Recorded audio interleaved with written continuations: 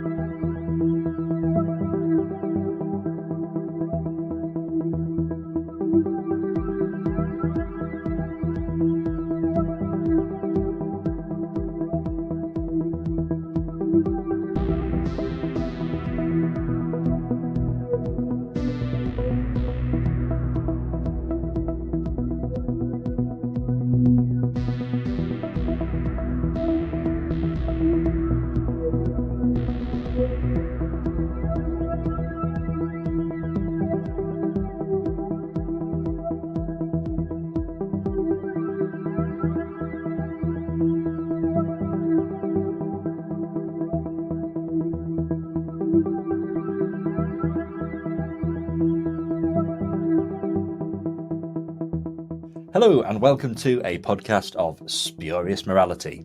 I'm Zephon, and with me this week I have Zephon. Hello! And we're here to discuss the Fourth Doctor Adventures Series 8 from Big Finish, which is where the Fourth Doctor Adventures kind of went and did something a little bit different. Up until this point, we'd had existing companions, we'd had sort of some nice traditional stuff. It was good. There's some really enjoyable stuff in those sort of first 7 series of Fourth Doctor Adventures. But at this stage, we've switched up to box sets. We've done a box set with Leela. And then Series 8 came along and just kind of blew the doors wide open in terms of what was happening with the Fourth Doctor Adventures. It felt like a real pivot, something really different was coming out of it. We got a new companion in the form of Ankelso, a 1970s police officer.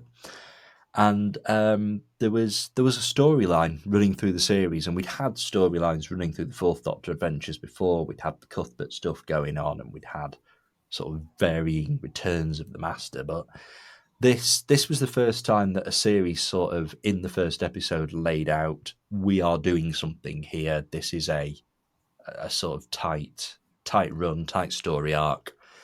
And of course, it does have a subtitle, The Syndicate Master Plan. And it's sort of, I think we knew beforehand that it was going to somehow involve the delegates from the Daleks Master Plan and that kind of thing. I think that was sort of well advertised in advance. It was certainly hinted at with the name The Syndicate Master Plan, obviously. So yeah, we're going to just sort of dive straight in, and we're going to go through it story by story, and then at the end we're going to kind of discuss the story arc and what we thought of it. And obviously it's a story arc that's continued in further series with different doctors, or a different doctor at the very least. So we'll revisit that at some point in the future. The first story on our list then is the Sinestron Kill, which is... It sort of starts off a little bit sort of 1970s police procedural. I think there's a bit of sort of Life on Mars influence in there, really. But very quickly, it all gets a bit alien. It all gets a bit interesting. So, Connor, what are your thoughts on the Sinestron Kill? Thank you, Zephon. I quite like it. It's a great wee opener for the series, actually, and it's a great introduction for Anne. I like that it's, she's a contemporary companion to the Fourth Doctor. I always like that, where each Doctor has they have their present day. And the Fourth Doctor's present day is the 1970s. So I quite like that little aspect of it. It does take a lot, as you say, from Life on Mars, which I adore, and actually need to watch that through again soon. But you can definitely feel its influence in there. And it's written by Andrew Smith as well, who after his Doctor Who TV writing career was a police officer, and then came back to writing Doctor Who on audio. So I like that you're getting that sort of first-hand experience there.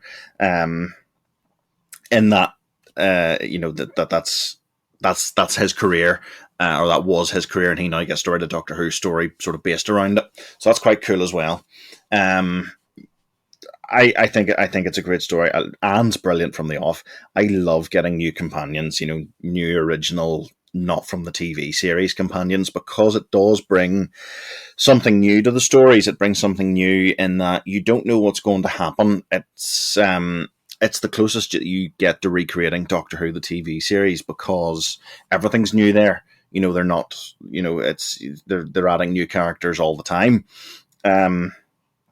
So that's why I love it. I think that's when Big Finish is at its most exciting, is when you have an ongoing story with a new cast of characters that we don't know, and we are discovering their adventures for the first time while we're listening to them.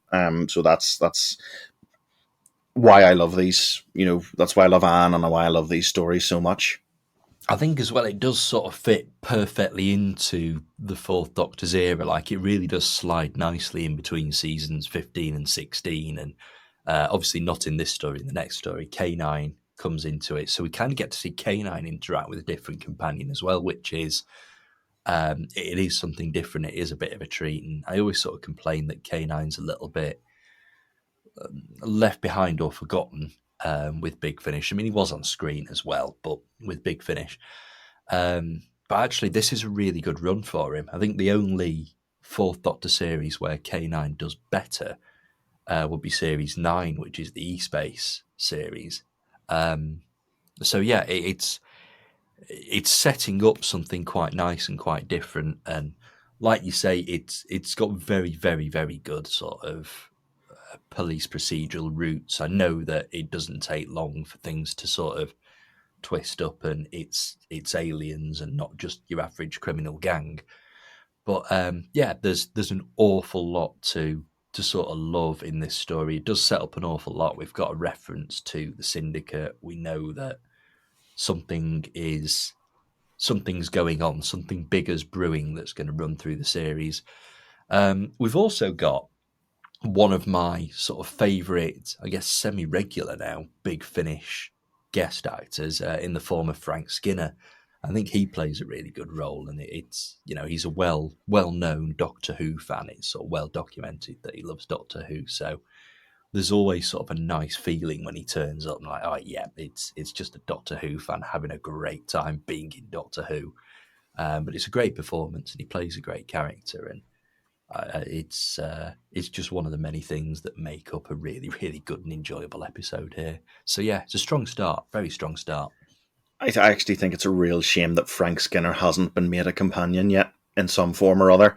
I don't think DCI Nielsen is the best character to be a companion. I think he would be great as a sort of recurring. Anytime they go back to Earth, he maybe turns up in some form.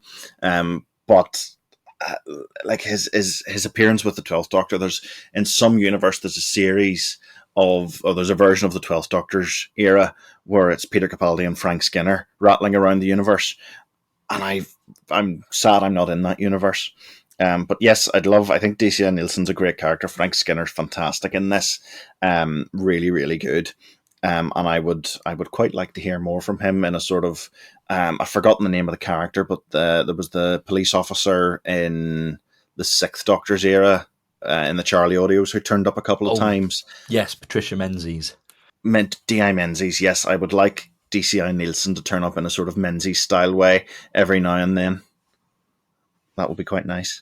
I quite like the idea of the Fourth Doctor getting his own kind of Earth-based team, or at least person to return to. This is after the unit era. He's not going to drop in on the Brigadier at this point. But yeah, DCI Nielsen, that would be sort of a really great character to revisit. And every now and again, he ends up on Earth, and we kind of get Frank Skinner audibly rubbling his eyes, and oh god, it's that Doctor again. That'd be rather fantastic, I think.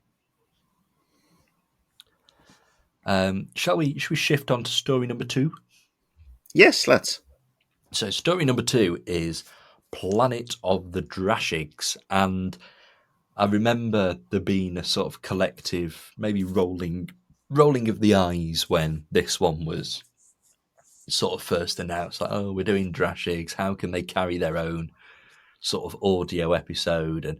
But they do. I think it does add something to the Drashigs. It's basically just Jurassic Park. Like the whole story is basically just Jurassic Park, but it's Jurassic Park with Drashigs. Jurassic I actually think they're missing a trick, and I Park. don't know, maybe it was for rights issues. They maybe didn't want to sail just that close to the sun, but I think they missed a trick when they didn't call it Jurassic Park. Yeah, that would have been absolutely fantastic. But Planet of the Drashigs, it works perfectly fine. As I said before, this kind of introduces us to K9 Mark II. It's kind of his first story, which I quite like the idea that K9 Mark II does get a first story. It kind of, he's just there in the Rebos operation. Him and the Doctor have obviously been doing the thing for a little while. I don't think we're ever going to get just the Fourth Doctor and K9 solo series, although that would be amazing. But this is quite nice. It's a good intro for K9, and sort of Anne immediately sort of gets on with him, builds a bit of a relationship with him, follow us along later, that sort of thing. It's sort of storyline free, this story is. It kind of gives Anne a chance to just be established as a companion. Here's an alien world, here's some monsters, let's see how she gets on. And it's quite strong from that point of view. What are your thoughts on it, Connor? Like I say, I think Jurassic Park, Jurassic Park, it's a really fun idea. And it's always nice to hear Fenella Woolgar turn up as well, and she's sort of the Richard Attenborough sort of character in this. Where she's the scientist in charge of the park. She's the one who has, brought together the different types of Drashigs. I think she's the maybe she's the scientist behind it. And then there's there's a sort of more there's I've forgotten his name again, but there's a male character who is more he's maybe more the Richard Attenborough character, and she's maybe more the Samuel Jackson type. You know what I'm coming from there. She's great, and it's really fun to hear her in Big Finish. I love hearing her turn up. I think this one, as far as Anne goes, I remember Anne feeling a little bit sidelined, which is or not as big of there's not as big a focus on Anne as I think there maybe should have been in this one. Because I think the second story is possibly even more important for a companion than their first one. Because, Sinestron Kill is the perfect example of this, where you have a companion who's just discovering this world. And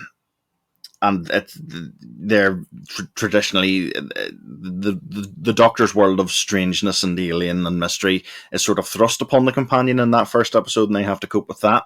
The second is where they start the exploration.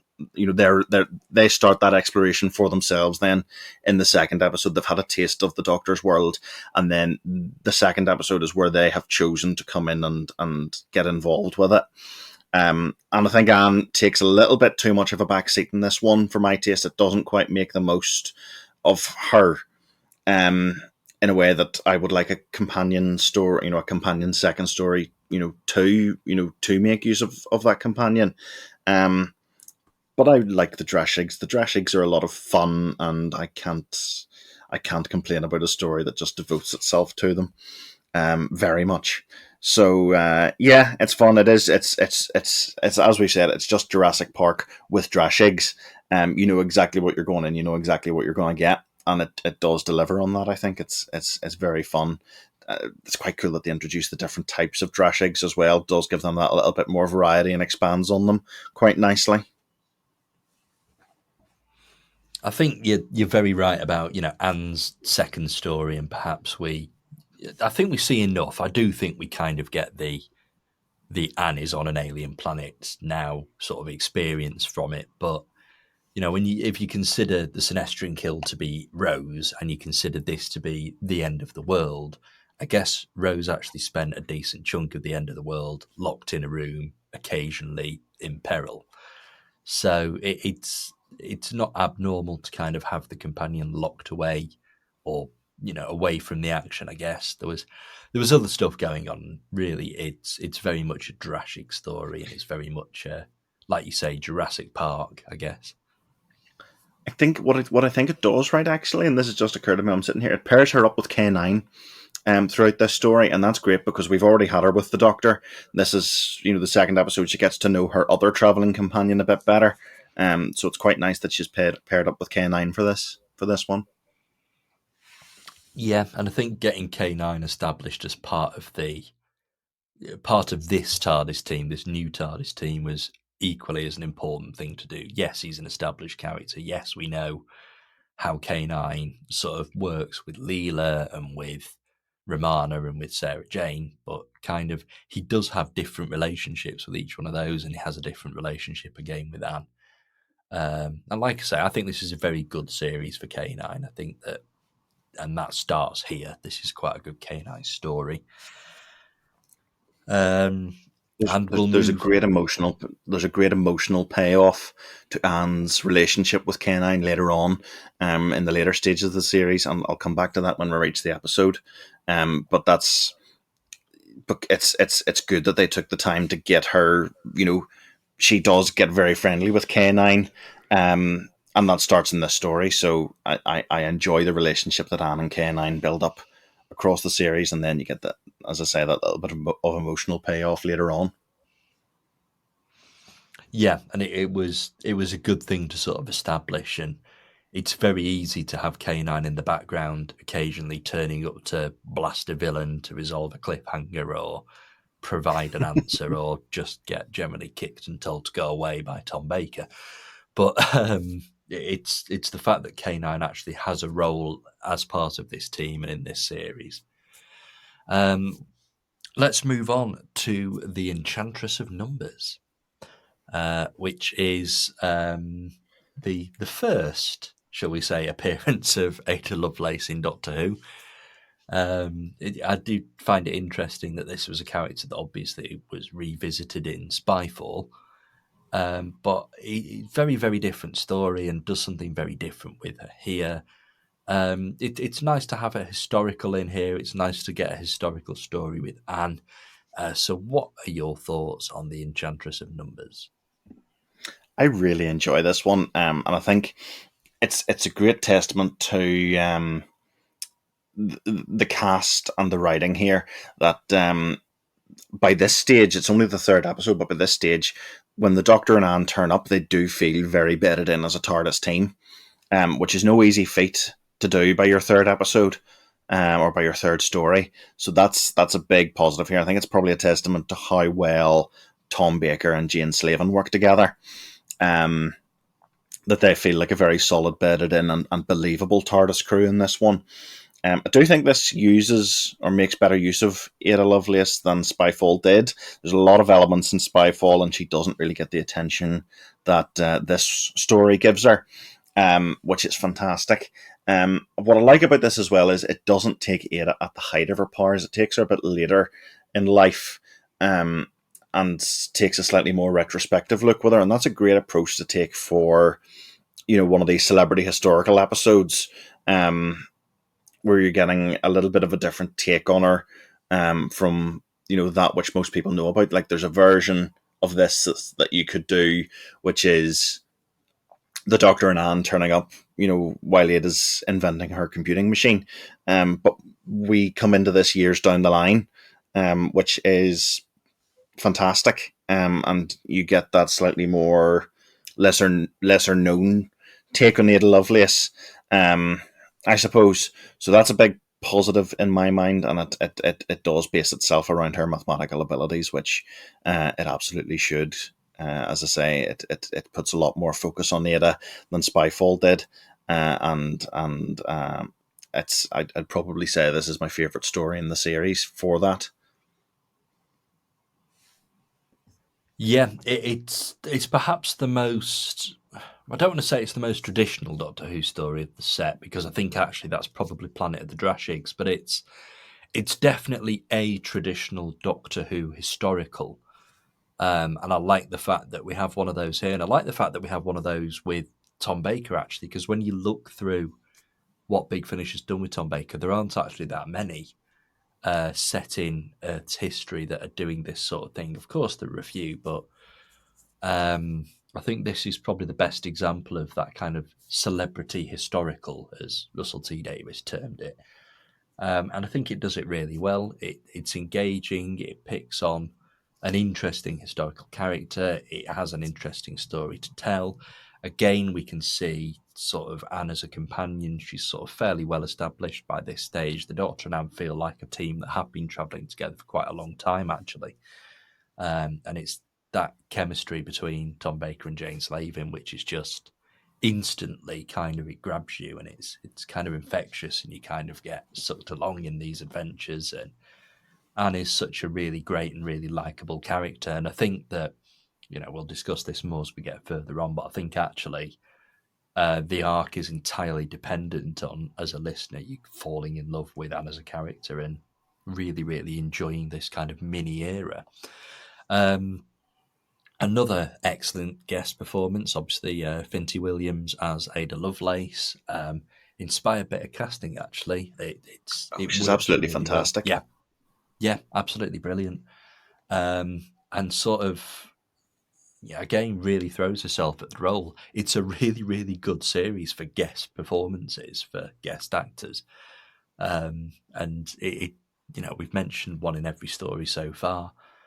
But yeah, it's just a really good, solid historical, and it's nice that before we get thrown into or thrown back into the main storyline, we just have this nice little stop in Earth's history where we get to spend some more time with the Fourth Doctor and Anne. But we're moving on to the big mid-season finale, I guess.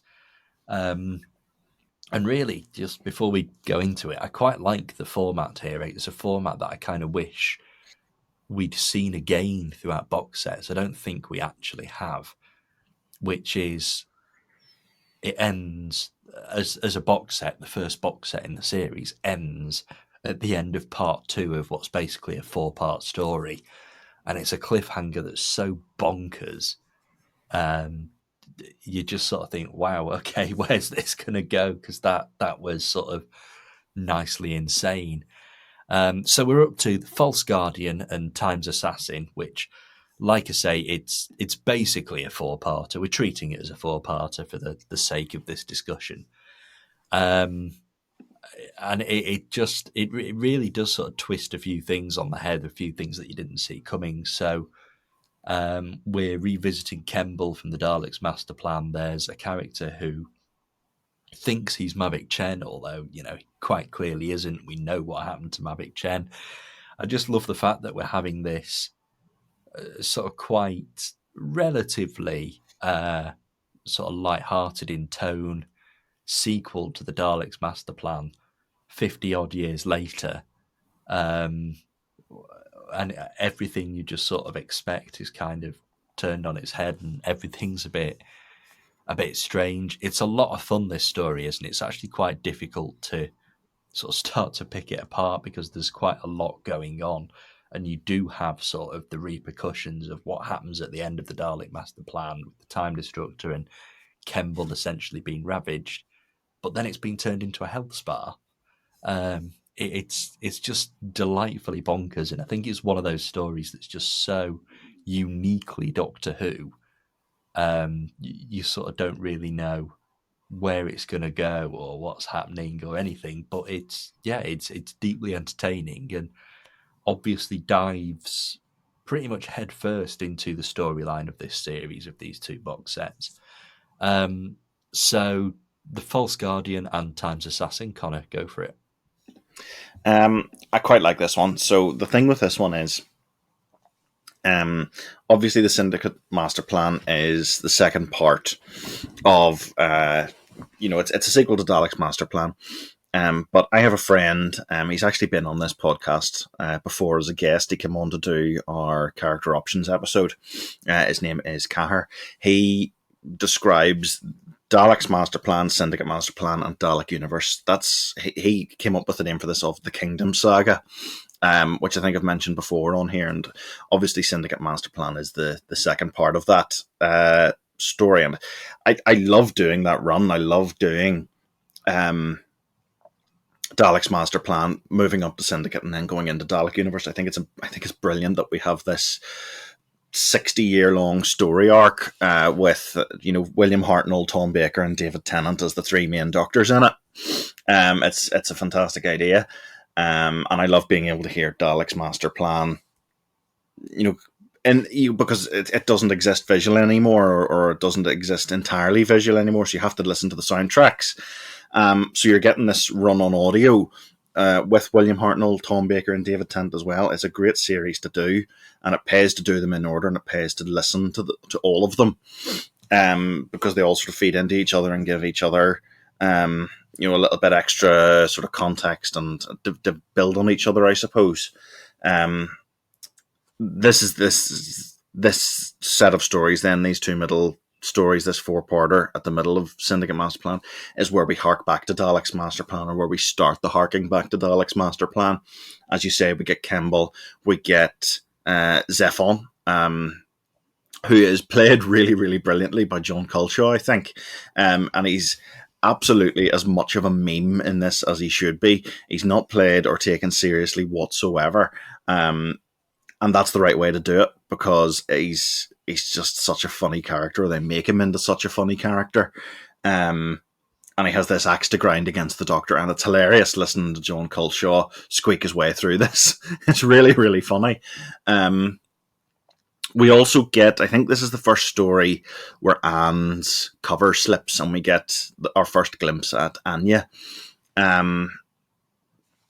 which is good, but I think my biggest complaint with the series as a whole is I don't think 8 episodes was enough. I think it should have been slightly longer. Even something, Dalek Universe gets an extra episode, and I think that helps it breathe a little bit better. Syndicate Master Plan feels a little bit condensed, in that you have 3 stories with Anne. You spend your first story getting to know her.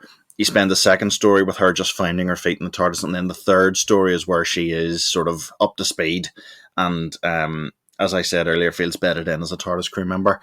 It's in this 4th or 5th one then that the mask slips, and we get our first glimpse at that not all is right with Anne. I think that would have been a little bit more effective if we'd had another story or two of Anne being a seasoned TARDIS traveller before this. It does feel a little bit... It does feel like it comes a little bit out of nowhere very quickly, because we're not entirely used to Anne yet. We haven't had an awful lot of time to get to know her. But that's my only complaint about the series as a whole, is that I think it could have done with 1 or 2 more episodes before this one, just to make this twist a little bit more... It is effective as it is, but I think it would have felt... It feels like it comes quite quickly after Anne has been introduced, is what I'm trying to say there. But I can't complain at all. It's a great story. I love getting the 2-parter in there. I usually listen to these as hour-long episodes. I know they're broken into 2 parts, but I do them as new series style hour-long episodes. I just listen to them, each episode one after the other. And I love getting 2-parters in these, big finish sets. I love getting... I think we said recently we need more of those in the 9th Doctor series, and this is almost proof of that, because this works really, really well as a 2-parter. I love getting that wee bit of a cliffhanger in the middle. Great for Big Finish, and very unusual as well for Big Finish to end a set on a cliffhanger. Because that's quite cool as well. You get to spend, whenever you're listening to these as they come out, you do get to spend the intervening months wondering, what's going to happen? How's that going to be resolved? I completely agree with what you were saying about sort of the Kingdom Saga. And when I kind of listened to all of this not that long ago, I started with sort of I guess, an alternative version of the first part of season 4, so I kind of went in with the Mythmakers, just to sort of establish Katarina, and then went through Master Plan, did Daughter of the Gods as well, went through Dalek's Master Plan, but actually paused at the end of part 7 and went into all of the Sarah Kingdom Companion Chronicles and Early Adventures, and I think there's a couple of short trips there as well. And I kind of did all of that and then picked up Master Plan, went through that, and then went to this series, and then went to Dalek Universe. And it was a really rewarding listen. But I'm so glad that I managed to get all of the Sarah Kingdom stuff in as well. It kind of really does kind of build on that saga, and it fits in perfectly during the Daleks' master plan, giving that sense that she genuinely did travel in the TARDIS for quite a bit of time. I've always supported the idea that there's a time jump between the Feast of Stephen and the next episode. I can't remember what episode 8 the Dalek Master Plan's called. Bad fan. But it was a wonderful little run, and I'd kind of recommend it to anybody. Kind of get that into your listening order, listen to the Hartnell stuff as well as the Big Finish stuff, and mix it all in like that. In terms of this, it's, as you say, John Culshaw, just absolutely brilliant. Treating Zephon as a joke character is such a great way to approach it. All we really know of Zephon is sort of bit seaweed-like and teamed up with the Daleks. That's kind of all we had. And this story gives the character a life of its own, and it's just so brilliantly ridiculous. It's a creature from a planet that's called Zephon, and everyone on the planet is called Zephon, and they're just obsessed with basically themselves as a species. This is the son of Zephon, who's also called Zephon. And it genuinely is a joke that doesn't actually get old. And Tom Baker's kind of the perfect Doctor to place this kind of villain against, because he just ridicules him. Like, he does not take Zephon seriously at any point throughout this story. It's so well done. And yeah, John Culshaw, perfect person to sort of play this. Somebody who genuinely does have some real comic acting experience as well. It's just great fun. And while we are moving the storyline forward, while it's very clearly a very serious storyline, this is having a bit of fun with it and sort of poking fun at one of Doctor Who's more, I suppose, daft creations. Also, it does nicely establish that the Syndicate are effectively indeed the other delegates from the Daleks' master plan, and that they've got something going on. And like you say, we get our first sort of glimpse of, it's not quite Anya, because Anya's still being sort of manipulated and stuff, but we sort of get a look at who Anne really is, I guess. There's that hint there that something's not right, and there's a mention of the SSS, and it does a lot to kind of really get the storyline moving. I kind of wish this had been a 3, maybe even 4 box set arc. Maybe it could have covered 2 series of Fourth Doctor adventures, and we could have got some more Anne stuff, because from this point, it doesn't stop. From this point, that's it. Everything is storyline related now. We'll talk about Fever Island in a moment and kind of how that's a sidestep, but it's a sidestep that occurs while they're pursuing the ongoing story. So yeah, from this point, that's it. We're just fully in storyline, and there aren't really any spaces we can insert other adventures. I'd love them to do a further Adventures of Anne Kelso box set at some point. That could be a pretty excellent Fourth Doctor Adventures series, and they just have to set it in between Enchantress of Numbers and this. But that could be a lot of fun. I'd be there for that. I'd be up for that. I'm hoping that's maybe something that can be explored. We've had a lot of Anya. We've not had much more Anne. So we'll move on to Fever Island, which is, like I say, a little bit of a sidestep. It kind of gives us one last fairly ordinary Doctor Who story. It's not too story arc heavy. Um, it's a bit of fun. It's a play at James Bond, as well as doing various other bits. It reminds me of there was sort of a Deep Space Nine, Star Trek Deep Space Nine episode where something similar happened. They all got trapped in the Hollow Suite and played out this sort of James Bond style adventure. Um, so this sort of very strongly reminds me of that. It's got some interesting points, K9 asking what does it mean to dream and going all a bit odd. Tom Baker gets to play the villain, which is always fun. Yeah, it's just generally a nice little a bit of levity before the storyline really does come crashing down around everybody. So Fever Island, Connor, your thoughts? It's an odd one, and I traditionally have thought that this is the weakest story in the whole series. Um, I love James Bond. I love the James Bond films. I've read some of the books. I'm not so big a fan of James Bond pastiches, but there's definitely some stuff in here. Like I love the stuff about K9 wondering what it's like to dream. That's fantastic, and it's. I suppose you could say it's fairly traditional, sort of artificial intelligence territory. Territory, but I think it's fantastic material for K9, and sort of humanizes him a little bit, and sort of homes in on him a little bit more than anything else has. So that's a big plus there. Love Tom Baker getting to play the Blofeld style villain. That's really really fun, really good crack, and I think Tom, in particular, sounds like he's really enjoying getting to do something a little bit different. I think that's something he always seems to appreciate, and this definitely gives him, the chance to sort of play that hammier villain. So that's a big plus as well. It's actually quite scary, like the way Tom's voice. I think they slightly modulate his voice to make it deeper and a bit more threatening. And then there's the nightmarish version of K9 that joins him. Like that's quite a terrifying image.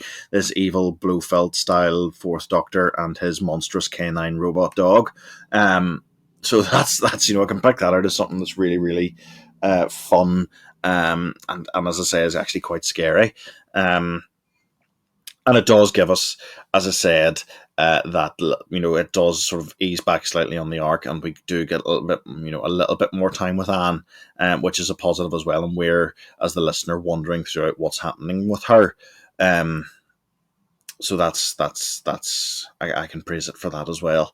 But I think I did generally prefer the slightly more traditional Doctor Who adventures from the first set, and then the story arcs stuff that's ongoing throughout it. Over Fever Island.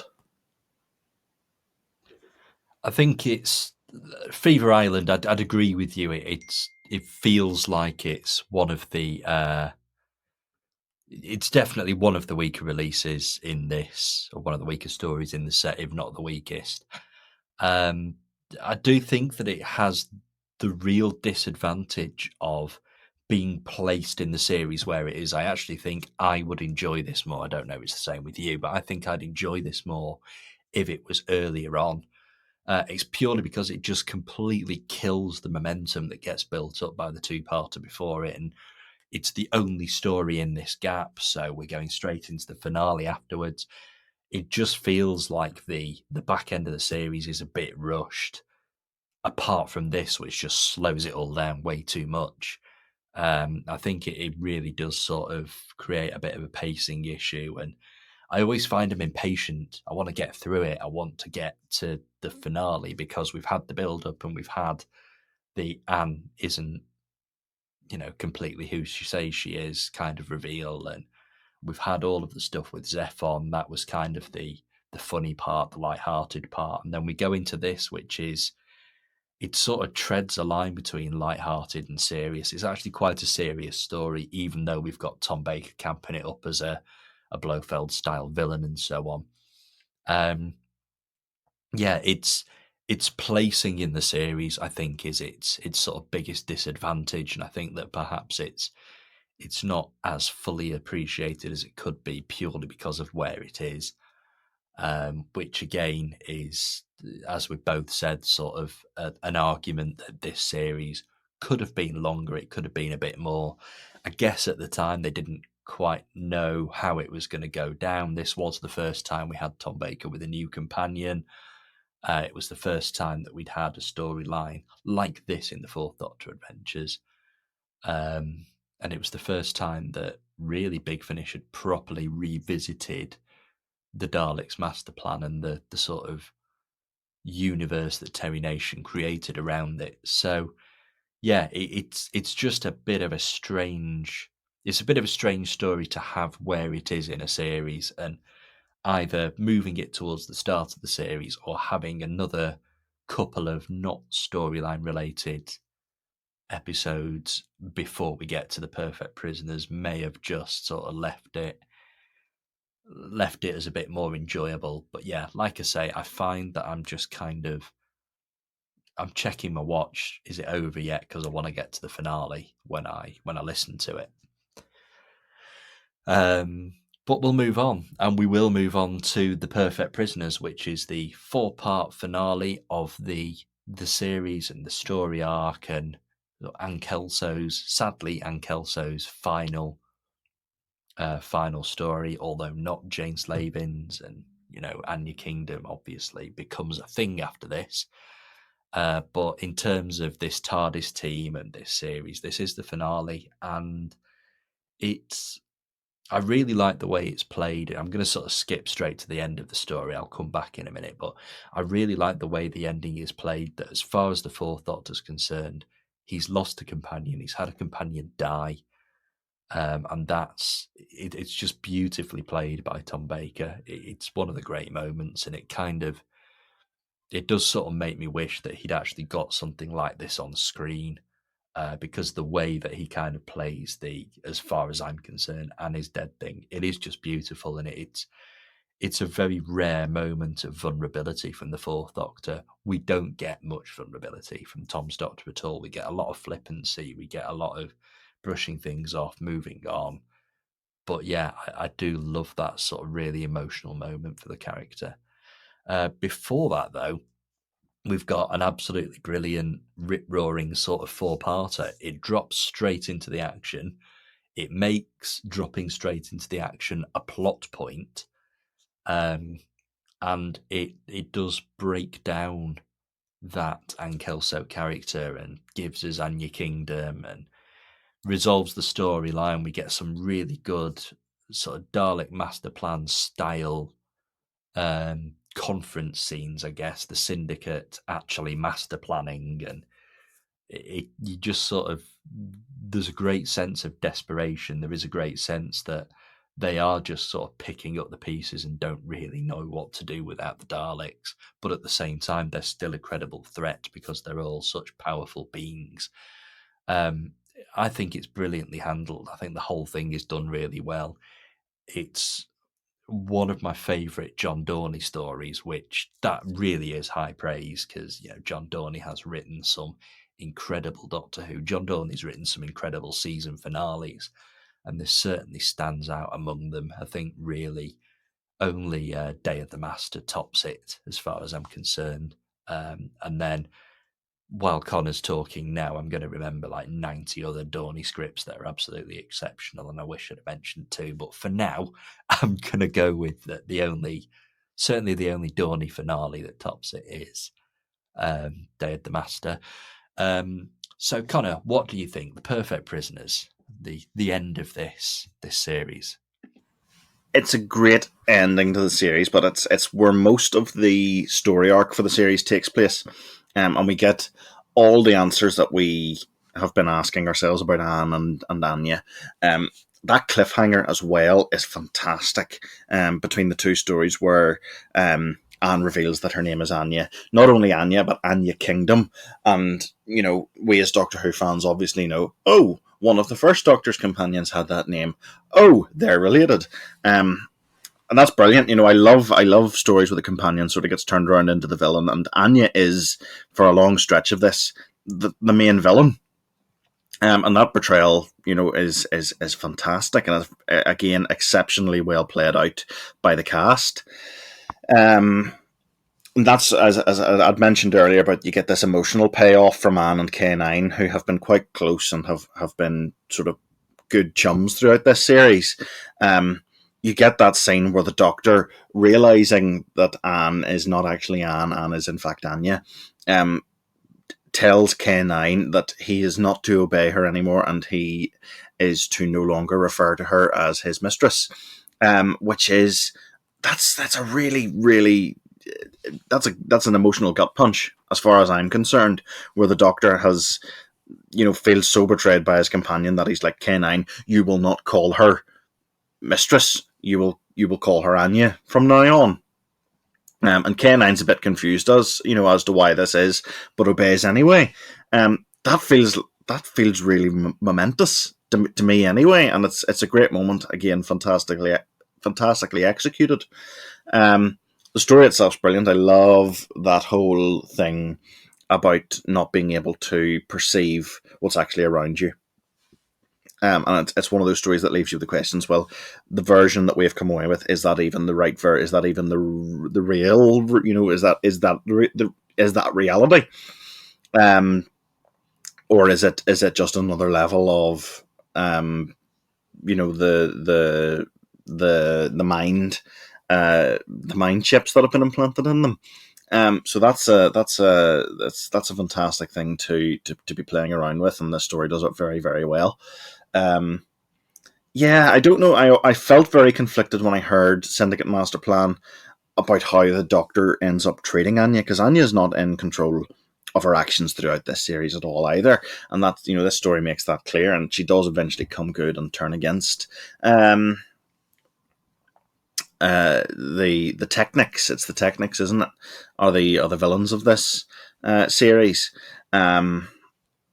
She does eventually, if I remember correctly, come good and turn against them whenever she realizes when she realizes that she has been manipulated. The Doctor feels so betrayed by her that he decides, no, I don't want to travel with you at all. You're going to stay here from now on, and he leaves her. I don't know how I feel about that, because, as I've said, Anya wasn't in control of her own actions, and I obviously we have Dalek Universe, where the Doctor comes back and does sort of apologise for that, and explains to Anya how hurt he felt, but that wasn't really an excuse for how he treats her in the end. I think without Dalek Universe, I'd think much more harshly about how this series ends, but because we do have Dalek Universe, and we do have the Doctor coming back and meeting Anya as David Tennant, as the 10th Doctor, we do get the payoff to that. And I think that's great drama. I think that's fantastic material for all involved to be playing with. So that's a big positive, because we get the sequel that does go into and does spend quite a wee bit of time actually exploring the Doctor's reaction to Anya. So I'm glad that we got that follow up to the Syndicate Master Plan in the form of Dalek Universe.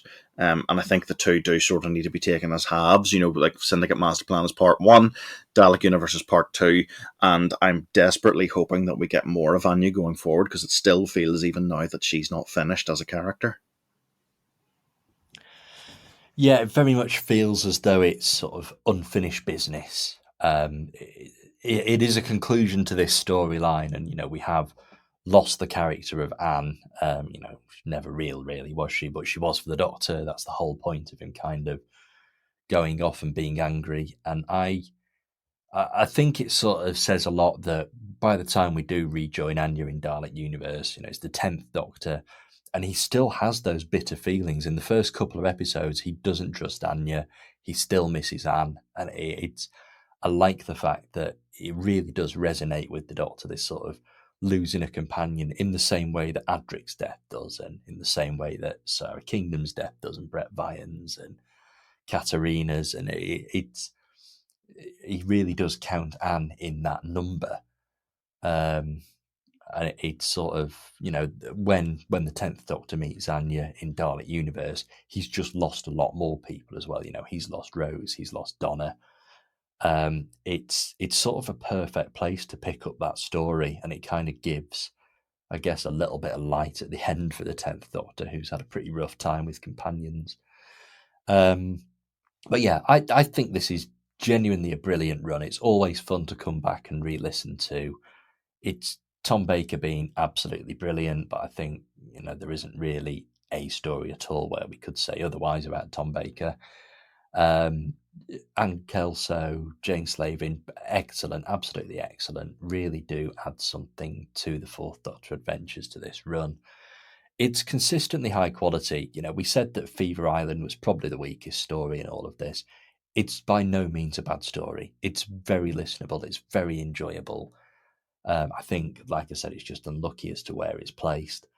But I think that one thing that really does make this story arc is how it wraps up perfectly. There's an awful lot going on. The Perfect Prisoners is an absolutely great story. It's a really, really, really strong, really imaginative story.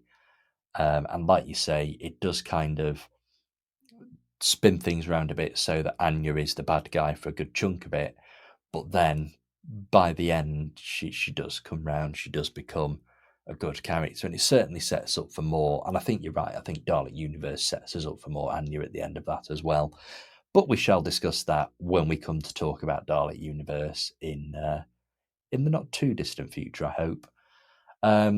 But before we wrap up, is there sort of anything you want to add? Anything about this series, this arc at all, Connor? No, because there is only one other thing that I want to add, is that we do actually get a little scene with. I was going to say it's with Anne Kelso, but it's with something masquerading as Anne Kelso in Dalek Universe, and it always comes to my scene as always comes to my mind as one of my favorite Big Finish scenes. But it's something we'll talk about a bit more when that comes around in Dalek Universe. I just love Anne and Anya. They're both great characters, and they are slightly different characters. Anne is a sort of subset of Anya, and then Anya opens out into a much more conflicted and, I suppose, shades of grey character than Anne is. And I really do desperately hope that we hear more of her again at some stage in the future. As I say, that character does not feel like she's done. Even after Dalek Universe, and I would love to hear more of her. Jane Slavin's fantastic as well. She's a fantastic actress, and is you can tell that Anne and Anya have been written for her. So that's it sort of does play to her strengths, I think, as an actress. So yes, lots more of Anne / Anya in the future, please. Big Finish. Very much seconded. Yes, far more. I think it kind of, where Dalek Universe ends, we could have another meeting with the Doctor, or we could have some kind of spin-off series. I think there's definitely room for that sort of thing. And this sort of, I guess I've referred to it before as kind of like Terry Nation's playbox or toy box that they've kind of adventured into. I think there's a lot more in there that can be sort of worked with in mind, and yeah, it's an interesting sort of era and set of ideas. We will return to talk about Dalek Universe sometime soon, though. Let's do a Dalek Universe episode, because Dalek Universe just continues the sort of high quality that this series has, and it's always a pleasure to listen to.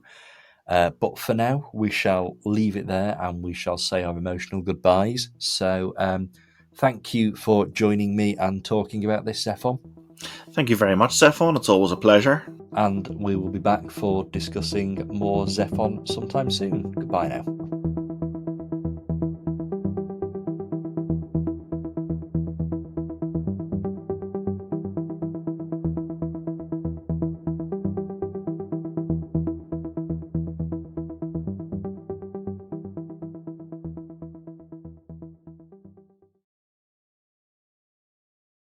It was a Zephon production for Zephon Podcasts.